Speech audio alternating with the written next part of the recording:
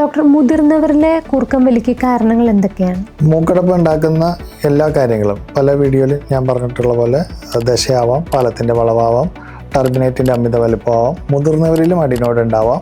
പിന്നെ അവരുടെ soft പാലറ്റിൻ്റെ tone നഷ്ടപ്പെടുന്നതാവാം, നാക്കിന് പുറകിൽ ഫാറ്റ് അക്യുമുലേറ്റ് ചെയ്യുന്നതാവാം, നാക്ക് പുറകോട്ട് വീഴുന്നതാവാം, അതിൻ്റെ താഴോട്ടും പോയിട്ടുണ്ടെങ്കിൽ എപ്പിഗ്ലോട്ടിസ് എന്ന് പറയുന്ന സ്ട്രക്ചറിൻ്റെ കൊളാപ്സ് ആവാം. ഇതെല്ലാം മുതിർന്നവരിൽ കൂർക്കം വലി ഉണ്ടാക്കാം.